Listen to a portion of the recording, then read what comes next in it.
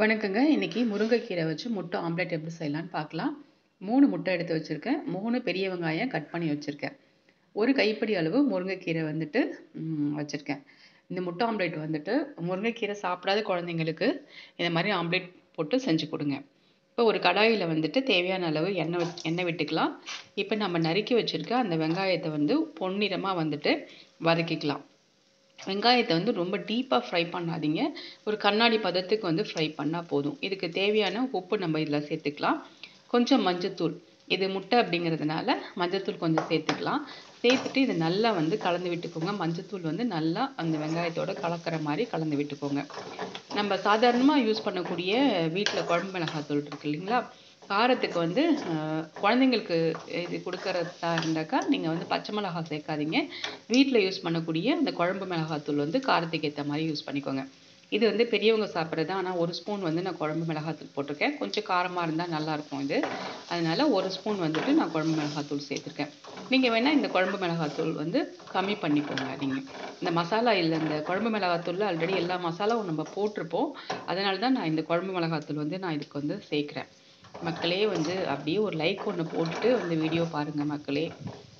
இப்போ நல்லா வதக்கட்டும், நம்ம வதங்கட்டும். இந்த பச்சை வாசனை போகணும். இந்த மிளகாத்தூள் நம்ம சேர்த்துருக்கோம் இல்லைங்களா, அதனுடைய பச்சை வாசனை போக வதக்கிட்டு இப்போ என்ன பண்ணுறேங்க, நம்ம வந்து க்ளீன் பண்ணி வச்சுருக்க அந்த ஒரு கைப்பிடி வந்து முருங்கைக்கீரையை போட்டு அதையும் நம்ம வந்துட்டு இதில் நல்லா வதக்கிக்கலாம்.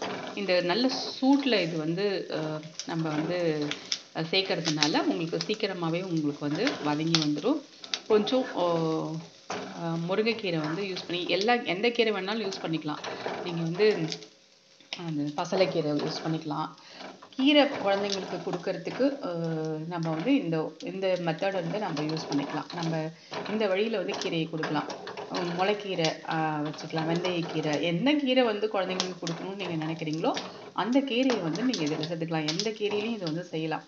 முருங்கைக்கீரையில் அதிகமான சத்துக்கள் இருக்கிறதுனால இந்த கீரையை சேர்க்கறது என்னை பொறுத்த வரைக்கும் பெஸ்ட்டு. இப்பயும் நமக்கு வந்து ஒரு கலப்படம் இல்லாத ஒரு பொருள் வந்து கிடைக்குது அப்படின்னு சொன்னாக்கா, மருந்து இல்லாத ஒரு பொருள் கிடைக்குதுனாக்கா இந்த முருங்கைக்கீரை தான். இது மாடி தோட்டத்தில் கூட நம்ம வச்சுக்கலாம். இதை கட்டாயமாக வந்து இந்த முருங்கைக்கீரை வந்து எல்லார் வீட்லேயும் கொஞ்சம் வைக்கிறதுக்கு முயற்சி பண்ணுங்கள்.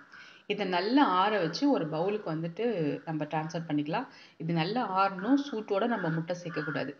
நல்லா ஆறுனதுக்கப்புறம் ஒரு பவுலில் சேர்த்துட்டு இந்த முட்டையை உடச்சி ஊற்றி இதை நல்லா வந்து மிக்ஸ் பண்ணிக்கோங்க. ஆல்மோஸ்ட் வந்து எல்லா ப்ராசஸ் வந்து முடிஞ்சிருச்சு. அவ்வளோதான். ஆஸ் யூஷுவல் எப்பயும் நம்ம முட்டை ஆம்லேட் போடுற மாதிரி தான் இது. நல்லா வந்துட்டு ஒரு ஒரு தோசைக்கல்லை வந்துட்டு நல்லா சூடு பண்ணதுக்கப்புறம் இதை வந்து எப்பயும் நம்ம முட்டை ஆம்லேட் போடுற மாதிரி இதை நம்ம போட்டு எடுத்துக்க வேண்டியது தான். இது ரொம்ப சூப்பராக இருக்குமா அப்படின்னு கேட்டால் அப்படிலாம் சொல்ல முடியாது. இது ஆஸ் யூஷுவல் முட்டை ஆம்லேட் எப்படி இருக்குதோ அதே மாதிரி தான் இருக்கும். ஒன்றும் பெரிய வித்தியாசம் கீரை சேர்க்கறதுனால ஒரு பெரிய வித்தியாசம் அந்த மாதிரிலாம் இருக்காது. நல்லாவே இருக்கும் சாப்பிட்றதுக்கு. முட்டை ஆம்லேட் எப்படி இருக்கோ அந்த மாதிரி சாப்பிட்றதுக்கு நல்லாயிருக்கும். ஏன்னா நம்ம எல்லாத்தையும் வதக்கிட்டு நம்ம செய்கிறதுனால டேஸ்ட்டு சூப்பராக இருக்கும். நீங்களும் இதை ட்ரை பண்ணி பாருங்கள். தேங்க்யூ.